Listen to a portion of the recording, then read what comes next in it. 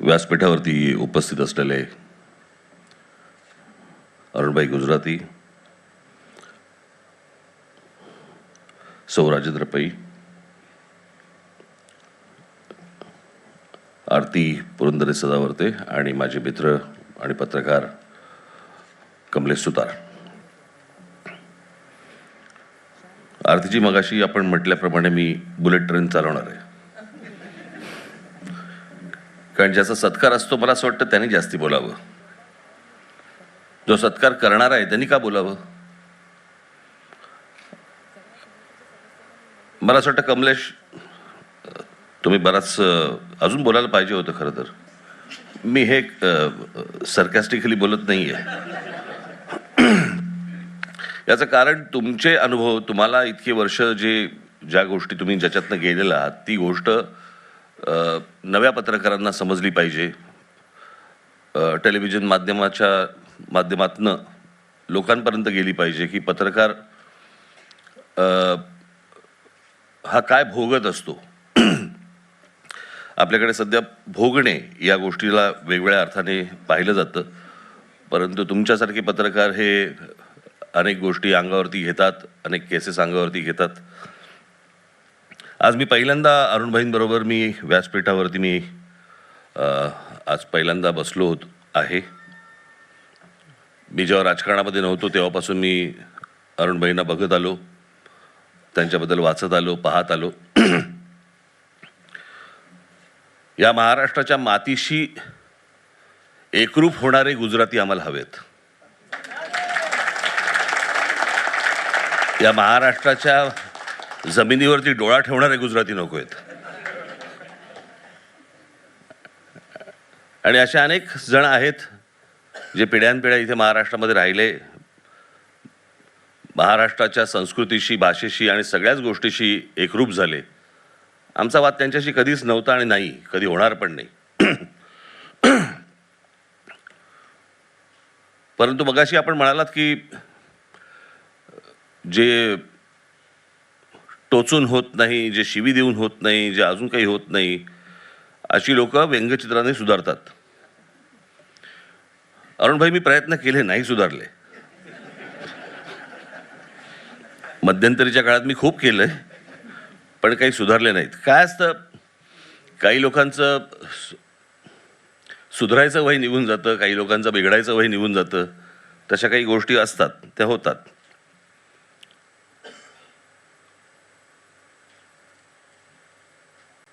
पण जे व्यंगचित्रातनं नाही होत ते आमच्या थोबाडातनं होतं आणि मग ते भाषणामधनं बाहेर येतं.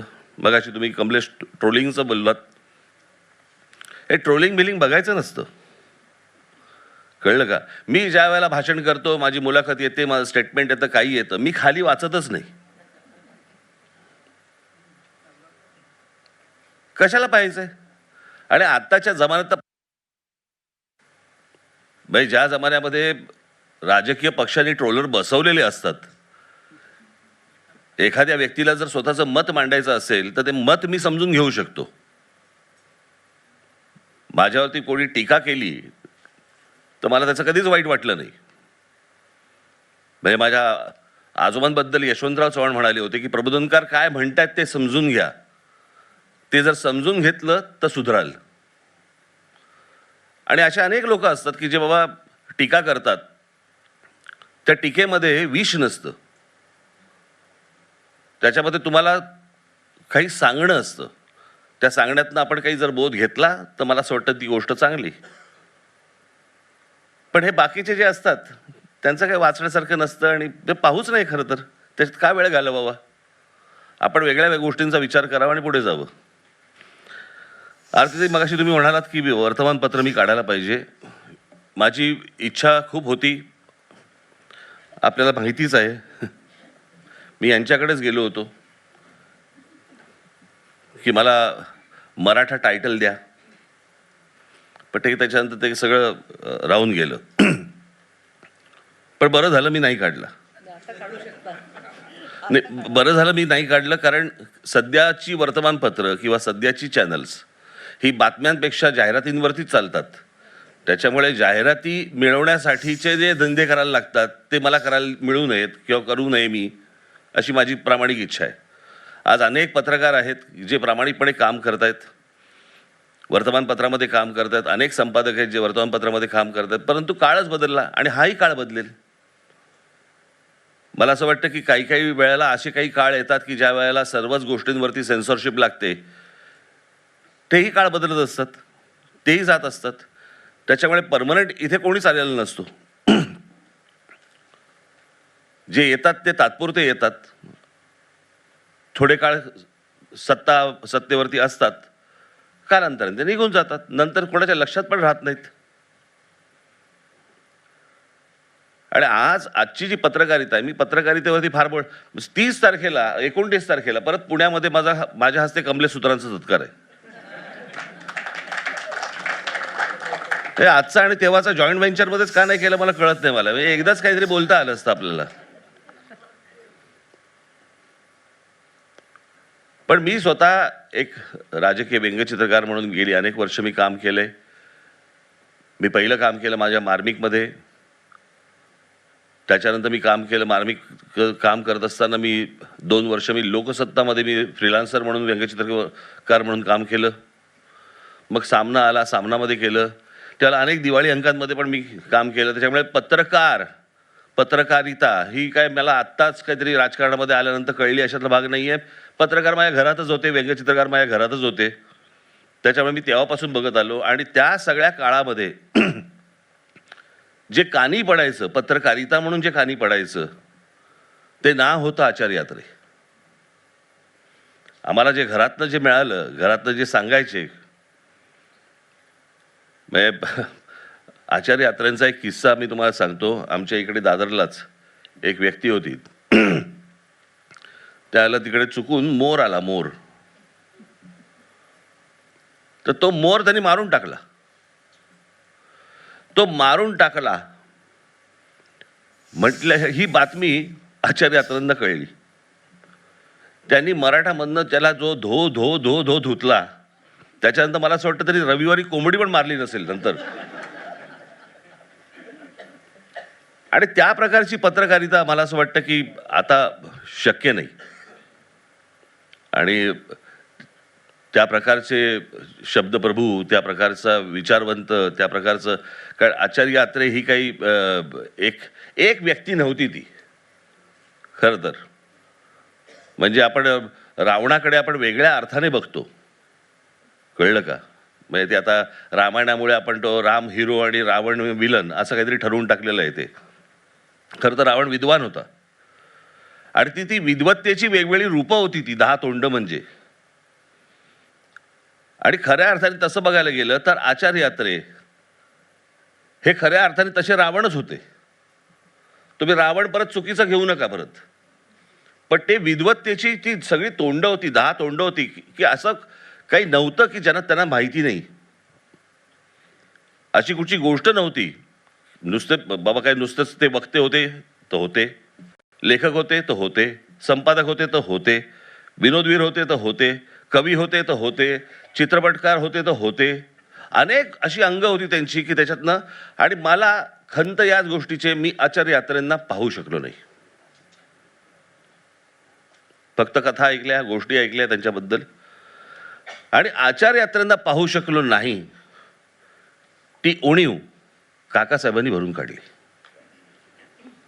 मी काकासाहेबांना आत्तापर्यंत 2दा-3दा भेटलो. एकदा मला ते पत्रकार संघामध्ये मला एका कार्यक्रमाला त्यांनी मला बोलवलं होतं. त्यावेळेला माझी पहिल्यांदा ते मला भेटायला मला सामना कार्यालयामध्ये आले. आणि मला असं वाटतं, मी जर चुकत नसतील तर आमचे अशोक पडबिद्री होते. आणि अशोक पडबिद्रींनी मला सांगितलं, तुला काकासाहेब पुरंदरे भेटायला येणार आहेत. माफ करा, परंतु मला माहीत नव्हतं. आणि मग काकासाहेब पुरंदरे मला जेव्हा भेटायला आले, नंतर मी ज्यावेळेला त्यांचा सगळा अभ्यास केला, विचार केला, सगळ्या गोष्टी पाहिल्यानंतर मला कळलं काकासाहेब पुरंदरे कोण. आणि मग तो तसा दिवसेंदिवस तसा विचार करून आदर वाढतच जातो आपला. पण ही व्यक्ती आचार्य अत्रेंकडे यांनी काम केलंय हे काकासाहेबांच्या व्यक्तिमत्वात दिसायचं. आणि ती मला असं वाटतं गोष्ट, अनेक त्यांच्याकडनं गोष्टी ऐकल्या आचार्य अत्रेंच्या, पण एक हसमुख माणूस, अत्यंत मिश्किल माणूस. मी त्या काळामध्ये मी काकासाहेबांना भेटून मला ज्या गोष्टींची जाणीव झाली, आणि आपण जर आत्ता अपेक्षा करत असू की आपण त्या प्रकारची पत्रकारिता आता होईल, मला वाटत नाही आता त्या प्रकारची पत्रकारिता होईल. कारण त्या प्रकारच्या अधिकारवाणीने, म्हणजे स्वतःचं वर्तमानपत्र काढून स्वतः मालक असून स्वतःचे विचार मांडणं हे आता फारच दुर्मिळ झालेलं आहे. आणि कोणाचे तरी काहीतरी कोणतरी मालक आहे, त्याचा एक साईड बिझनेस हा वर्तमानपत्र किंवा चॅनल आहे, तो चालवायचा आणि त्याच्यामध्ये पत्रकार काम करतायत, किंवा त्याच्यामध्ये काही बाबा सरकारला काहीतरी जाणीव करून द्यायची आहे, अशा अनेक त्याला पदर आहेत हल्लीच्या सगळ्या चॅनल्स आणि या सगळ्या गोष्टींना. ते पदर उलगडायला लागले तर सगळेच नागडे होतील. परंतु आपल्याला जाणीव आहे की आता सध्याची पत्रकारिता काय चालू आहे, आणि त्याच्यामध्ये होतंय असं की चांगले पत्रकार, चांगले संपादक हे त्याच्यामध्ये हकनाक त्याच्यामध्ये बळी जात आहेत, आणि त्यांच्याकडे बघण्याचा दृष्टिकोन बदलतोय लोकांचा. मी तुम्हाला आश्चर्य वाटेल, मी मध्यंतरी माझ्या एका भाषणामध्ये का कुठेतरी मी म्हणालो होतो, मी मध्यंतरी नागपूरला गेलो होतो ज्यावेळेला अधिवेशन चालू होतं. खरं तर माझा अधिवेशनाशी काही संबंधच नव्हता. मी गेलो होतो एका वेगळ्या गोष्टींसाठी, आणि त्यावेळेला ते अधिवेशन सुरू होतं. मी पोहोचलोय तिकडे, आलोय म्हटल्यानंतर मला एकनाथ शिंदेचा फोन आला. मला म्हणाले, मला कळलं तुम्ही नागपूरला आलेला आहेत, विधान भवनात या, पण चहा प्यायला या. तर मी म्हटलं विधान भवनात नको राहू देत म्हटलं, पण नंतर म्हटलं तुमचा सगळं कार्यक्रम आटपला. नाही नाही, या या या या म्हटलं. बरं, गेलो. अनेक जुने पत्रकार भेटले मला. म्हटलं काय रे, सध्या कुठे आहेस? आता माझा विचारण्याचा उद्देश असा होता, सध्या कुठच्या चॅनलमध्ये आहेस, सध्या कुठच्या वर्तमानपत्रामध्ये आहेस, हा माझा उद्देश होता. म्हटलं सध्या कुठे आहे? नाही नाही, या मंत्र्याकडे, मी त्यांचा सचिव आहे. पुढे गेलो, अजून एक भेटला. म्हटलं तू सध्या काय करतो? नाही नाही, ह्या मंत्र्याकडे आहे. असे मला 8 ते 10 पत्रकार भेटले, जे मला पत्रकार म्हणून माहिती होते, जे पत्रकारिता सोडली आणि आता मंत्र्यांकडे कामं करतात. काय अपेक्षा करायची? आणि मग कमलेश, जे मगाशी तुम्ही जे म्हणालात की बाबा आम्ही काहीतरी लिहिल्यानंतर पत्रकारच आमच्यावरती लिहितात, ते आता प्रश्न असा आहे की जे स्वतःच जे विकले गेलेले आहेत त्यांच्या मताला काय किंमत असणार आहे, आणि ती मतं आपण का घ्यायची, का विचार करायचा त्या गोष्टींचा? मी तर कधी करत पण नाही. माझ्या बाबतीत तर बघायला गेलं तर ते मेलेलं कोंबडा आगीला भीत नाही, त्या लेवललाच आहे मी. जेव्हापासून आलोय तेव्हापासून झोडतातच आहेत मला. पूर्वी एक आगा नावाचा नट होता, माहिती आहे तुम्हाला? आणि ज्याला लागा नाही आगा, त्याचे वडील, ते त्याला डबल लुक द्यायचे, असे एकदा बघायचे आणि मग परत बघायचे त्याच्याकडे. तसं माझ्याबद्दलचं चांगलं लिहून आलं तर मी असं पाहिलं, बघ माझ्याबद्दल चांगलं असंही होतं मला. असो, पण परंतु मला असं वाटतं की पत्रकारिता आत्ता ज्या प्रकारे त्रास सहन करते, पत्रकार ज्या प्रकारचे त्रास सहन करतात, मला येऊन पत्रकार सगळेजण सांगत असतात, बोलत असतात. अनेक प्रकारचे त्यांच्यावरती बंधनं आहेत, अनेक प्रकारच्या गोष्टी त्यांच्यावरती होतात. मला खरं तर तुम्हाला सांगतो, हे चॅनलची जे लोक असतात, मला त्यांचं तर भयंकर वाईट वाटतं, भयंकरच वाईट वाटतं मला त्या मुलांचं आणि त्या मुलींचं. कारण सतत काहीतरी त्या ऑफिसकडनं असतं, काहीतरी घेऊन या. अरे काहीतरी काय घेऊन येणार? मार्केट आहे का की पिशवी घेऊन निघाले, आता काहीतरी घेऊन या? कांदे चालतील का? नाही चालणार. मग अशी काय रोज तुमचं चॅनल 24 तास चालावं म्हणून लोकांनी काय बातम्या तयार करायच्या का?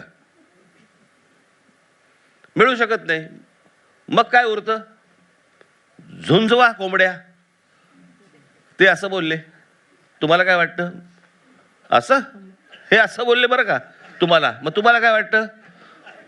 मग ते जे पुढे आई बहिणीवरती जे जातं प्रकरण, मग ते काय बघायलाच नको पुढे. आणि एकूणच सध्याचा महाराष्ट्रामधलं एकूण राजकारणामधली लोक, त्यांची ती भाषा, म्हणजे ज्या प्रकारे सगळ्या गोष्टी, म्हणजे खरंच मला हा महाराष्ट्र हा तोच महाराष्ट्र आहे का प्रश्न पडावा असा महाराष्ट्र आज झालेला आहे. म्हणजे आज कुठे तो साधू संतांचा महाराष्ट्र, कुठे आमचे गाडगे महाराज, कुठे हे सगळे होते, आणि काय आजची अवस्था काय आहे. शेताला पाणी नाही पण खराताला पाणी आहे. कोणतरी आला खरात, शेताला पाणी नाही मिळत. आमच्याकडे इरिगेशनची बोंब, पण खरातला पाणी भरपूर. हे बाबा आमचे, ही महाराष्ट्राची अवस्था. ही प्रकरणं राजकारणाच्या सोयीप्रमाणेच बाहेर येतात, वाईट म्हणून बाहेर नाही येत. आता कोणाची तरी बत्ती लावायची, कोणाची तरी वाट लावायची म्हणून ठेवणीतल्या ज्या असतात गोष्टी, त्या ठेवणीतल्या गोष्टी परत त्यावेळेला बाहेर काढायच्या. हे काही चांगलं चित्र महाराष्ट्रामध्ये आज नाही आहे. आशा करूया भविष्यात ते लवकरात लवकर सुधरेल. जे करतायत तेही सुधारतील आणि मला व्यंगचित्राला पुन्हा एकदा संधी मिळेल ज्याच्यातनं लोक सुधारतील असं वाटेल, अशी आशा अपेक्षा बाळगूया. कमलेशबद्दल काय बोलायचं, मी माझा खूप जुना माझ्या परिचयाचा एक पत्रकार मित्र. म्हणजे माझं जसं माझ्या बाबतीत बोललं होतं की राज ठाकरेचं लाडकं नाशिक, कमलेश पण नाशिकचा. त्याचा काही संबंध नाही बरं का, त्याचा काही संबंध नाही. परंतु कमलेशचा सगळा प्रवास खूप जवळून पाहिला आहे.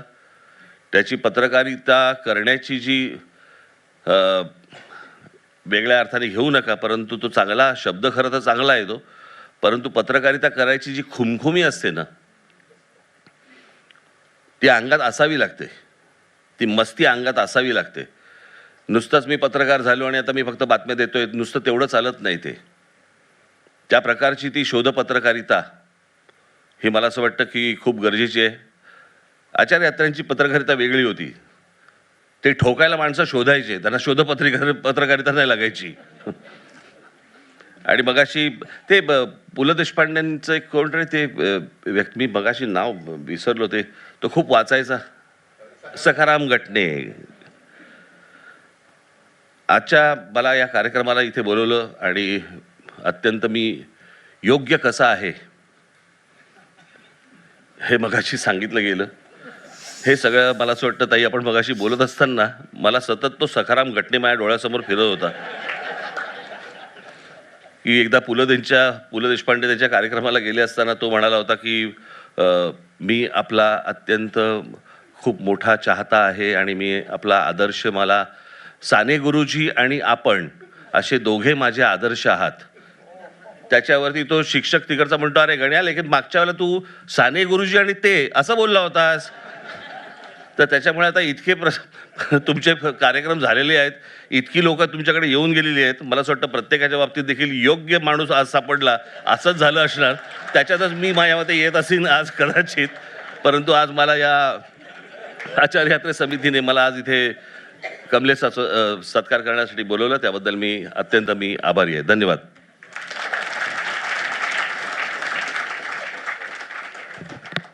धन्यवाद राजसाहेब. आम्हाला जे छान ऐकायला